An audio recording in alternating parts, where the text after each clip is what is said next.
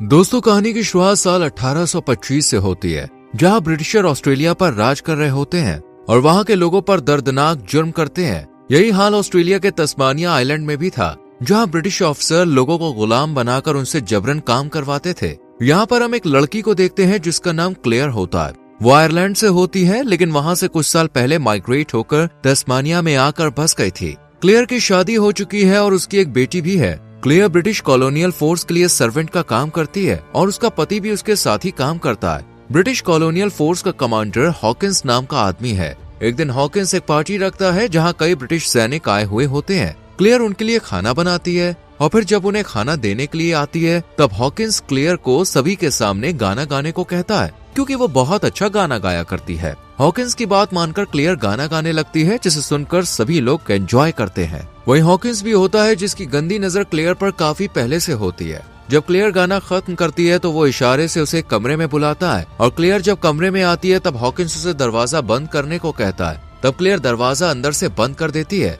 दरअसल Hawkins clear के साथ इंटीमेट होना चाहता है, लेकिन क्लेयर उसे साफ मना कर देती है। तब हॉकिंस क्लेयर से कहता है कि उसे जो चाहिए वो हॉकिंस उसे देगा। इस पर क्लेयर कहती है, मुझे आजाद कर दो ताकि मैं अपने परिवार के साथ यहाँ से दूर जाकर एक नई जिंदगी शुरू कर सकूं। पर हॉकिंस ये सुनकर गुस्से में आ जाता है और उसे थप्पड़ मारता है। फिर वो क्लेयर के साथ गलत करता है। क्लेयर जब घर आती है तो उसके गले में चोट के निशान देखकर उसका पति इस बारे में पूछता है। क्लेयर उसे कुछ भी स्पष्ट नहीं बताती, पर उसका पति समझ जाता है कि उसके साथ कुछ गलत हुआ है। ये जानकर वो बहुत गुस्सा हो जाता है, लेकिन उसकी बीवी उसे शांत रहने के लिए कहती है, क्योंकि अगर उसने हॉकिंस से कुछ भी कहा तो वो उन्हें मार देगा। अगले दिन जब क्लेयर कुछ ब्रिटिश ऑफिसर्स को खाना दे रही होती है तो उनमें से एक ऑफिसर क्लेयर को गलत तरीके से छूने लगता है। ये देखकर क्लेयर का पति गुस्से से आग बबूला हो जाता है। हॉकिंस, जो वही ऑफिसर के साथ बैठा होता है, उससे क्लेयर का पति कहता है कि वो उसे और उसकी पत्नी को आजाद कर दे। पर हॉकिंस क्लेयर की पत्नी के बारे में बुरा भला कहता है और क्लेयर को अपनी प्रॉपर्टी समझता है। ये सब सुनकर क्लेयर का पति गुस्से से भड़क जाता है और हॉकिंस पर हमला कर देता है, जिससे दोनों में झगड़ा हो जाता है। तभी हॉकिंस का सीनियर वहां पे आ जाता है और हॉकिंस को अपने ऑफिस में बुला लेता है। उसका सीनियर हॉकिंस की इस हरकत से खुश नहीं था। वो उसके और उसके दो अफसर साथियों को सजा के तौर पर दूसरे टाउन में ट्रांसफर कर देता है,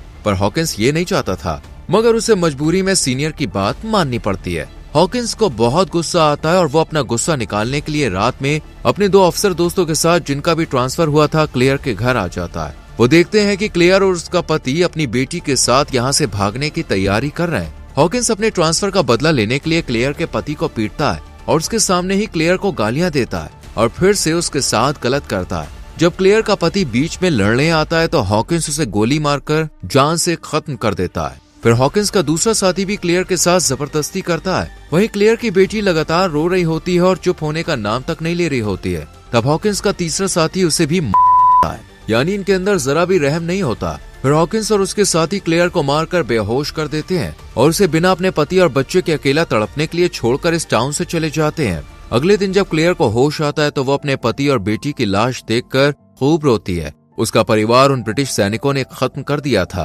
क्लेयर इस हादसे से पूरी तरह से टूट जाती है और अकेले पड़ जाती है। इसके बाद क्लेयर हॉकिंस और उसके साथियों के खिलाफ रिपोर्ट करने के लिए रॉयल मिलिट्री पुलिस के पास जाती है। वो उन्हें सब कुछ बताती है कि कैसे हॉकिंस और उसके साथियों ने मिलकर उसके परिवार को मार डाला है, पर पुलिस उसकी कोई भी बात नहीं सुनती और उससे कहा जाता है कि हॉकिंस अपने साथियों के साथ कल रात में ही यहाँ से चला गया है। क्लेयर निराश होकर वहाँ से लौट जाती है। क्लेयर अब दुख और गुस्से से भर जाती है और खुद ही हॉकिंस और उसके साथियों को मारकर बदला लेने का फैसला करती है, पर उसे पता नहीं होता कि हॉकिंस अपने साथियों के साथ किस रास्ते गया होगा। वो मदद के लिए एक स्थानीय ट्राइब के व्यक्ति के पास जाती है, जिसे जंगल और रास्ते के बारे में अच्छे से पता होता है। उसका नाम बिली होता है। क्लेयर उससे झूठ बोलती है कि उसके पति को हॉकिंस बंधक बनाकर लेके आए, इसलिए वो उसे वहां तक पहुंचने में मदद करे। बिली उससे कहता है कि कल रात में ही मेरे अंकल को हॉकिंस गाइड बनाकर ले गया था और मुझे पता है कि वो कहाँ जा रहे हैं। बिली को लगता है कि क्लेयर ब्रिटिशर है,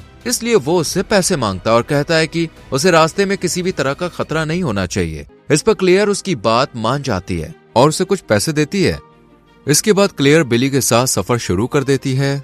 क्लेयर अपने घोड़े पर बैठकर आगे बढ़ती है, जबकि बिली धीरे धीरे पैदल चलता है। यहाँ क्लेयर को लगता है कि बिली अच्छा इंसान नहीं है और वो उसके साथ गलत कर सकता है, इसलिए वो उससे ठीक से बात नहीं करती। वहीं दूसरी तरफ हम बिली के अंकल को देखते हैं, जो गाइड बनकर हॉकिंस और उसके साथियों को दूसरे टाउन ले जा रहे होते हैं। उनके साथ कुछ और लोग भी होते हैं जो उनका सामान लेकर उनके पीछे चल रहे होते हैं। उनके साथ एक छोटा लड़का भी था जो रास्ता भटक गया था। उधर क्लेयर और बिली जब आगे बढ़ रहे होते हैं तब उन्हें एक जलता हुआ घर दिखता है और कुछ लोग पेड़ से लटके हुए मृत अवस्था में नजर आते हैं, जो कि काफी दर्दनाक होता है। इसके बाद वो दोनों आगे बढ़ने लगते हैं, तभी उन्हें एक आदमी दिखता है जो बिली को देखकर उस पर बंदूक तान देता है। दरअसल व्हाइट लोग ब्लैक लोग को देखना पसंद नहीं करते और उन्हें नीचा समझते हैं। बिली जो कि ब्लैक है उस आदमी से डरकर भाग जाता है। क्लेयर उस आदमी पर गुस्सा करती है और कहती है कि वो मेरा गाइड है। ये कहकर क्लेयर वहाँ से निकल जाती है। तब उसके पास बिली वापस आता है। क्लेयर उसे अकेला छोड़कर भागने के लिए उस पर गुस्सा करती है।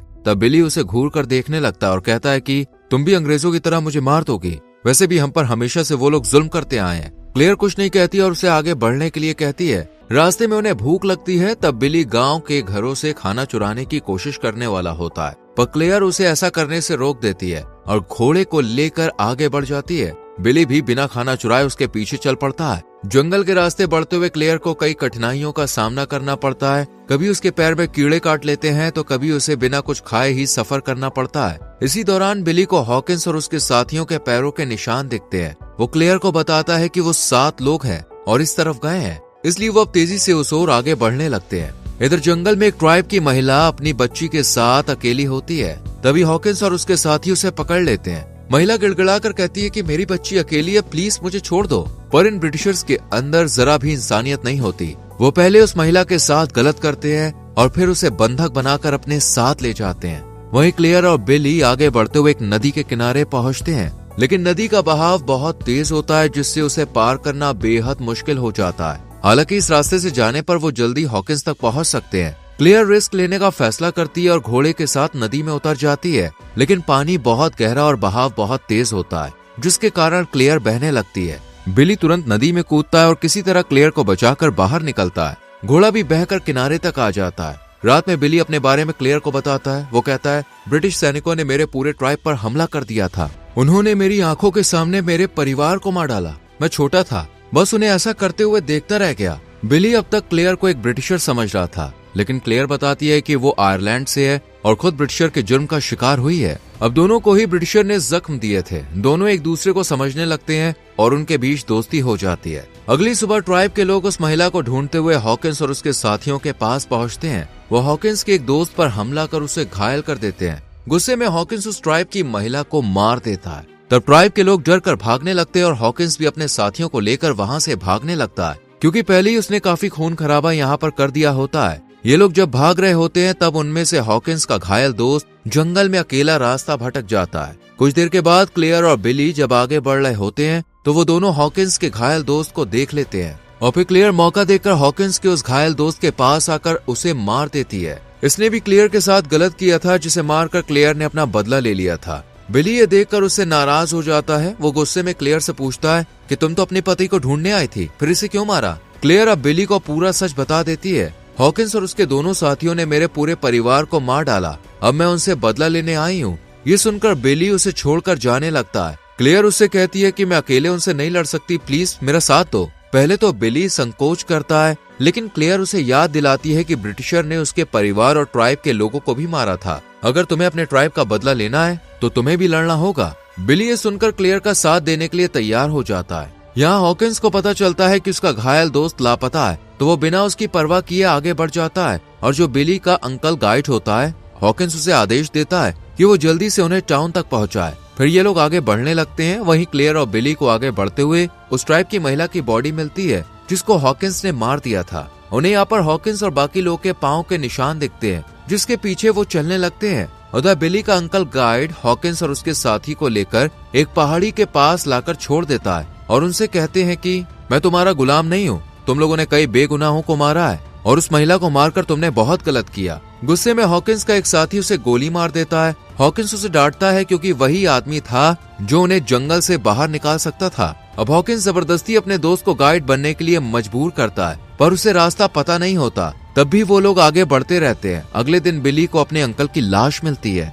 बिली अपने अंकल की मौत से बेहद दुखी हो जाता है। वो उसका अंतिम संस्कार करता है और फिर क्लेयर से कहता है कि अब मैं भी हॉकिंस से बदला लूंगा। अब दोनों के अंदर बदले की आग जल रही थी और वो दोनों हॉकिंस को मारने के लिए निकल पड़ते हैं। आगे बढ़ते हुए वो दोनों एक पहाड़ के नीचे हॉकिंस को देख लेते हैं। बिली कहता है कि क्लेयर अभी मौका है, शूट कर दो, लेकिन क्लेयर हॉकिंस को देखकर सहम जाती है। हॉकिंस भी क्लेयर को देख लेता है और तुरंत उस पर गोली चला देता है। गोली क्लेयर के कंधे को हल्का छूकर निकल जाती है और दोनों भागने लगते हैं। बिली क्लेयर को एक पेड़ के पीछे छुपा देता है और खुद घोड़ा लेने जाता है, लेकिन हॉकिंस उसे देख लेता है और पकड़कर अपना नया गाइड बनने के लिए मजबूर कर देता है। बिली भी उनसे डरकर उनकी बात मान लेता है। फिर वो लोग आगे बढ़ने लगते हैं जबकि क्लेयर पेड़ के पीछे छुपी होती है। अगले दिन बिली हॉकिंस और उसके साथियों को टाउन वाले मुख्य रास्ते तक पहुंचा देता है, पर हॉकिंस छोटा लड़का जो रास्ता भटक गया था उसके हाथ में गन देकर बिली को जान से मारने का आदेश देता है, मगर छोटा लड़का हिचकिचाता है, जिसका फायदा उठाकर बिली वहाँ से भाग जाता है।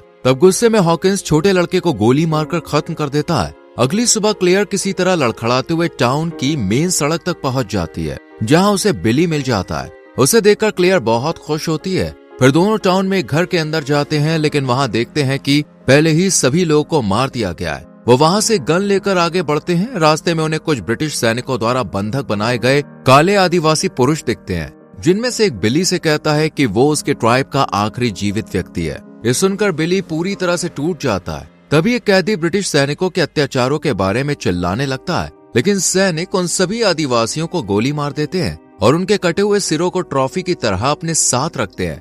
यहाँ वो लोग अब बिली को भी मारने के लिए पकड़ लेते हैं, क्योंकि वो भी ब्लैक था। पर क्लेयर को ब्रिटिशर अपनी तरह समझते हैं, इसलिए क्लेयर बिली को बचाने के लिए बिली की ओर गन तान देती है और उन लोगों को बोलती है कि आप लोग जाइए, मैं इस अफ्रीकन को मार दूंगी। ये सुनकर वो लोग चले जाते हैं और क्लेयर बिली को वहां से ले जाती है। अगली सुबह क्लेयर और बिली उस टाउन में पहुंचते हैं जहां हॉकिंस का ट्रांसफर हुआ था। वहां क्लेयर पुलिस ऑफिस के बाहर हॉकिंस को देखती है।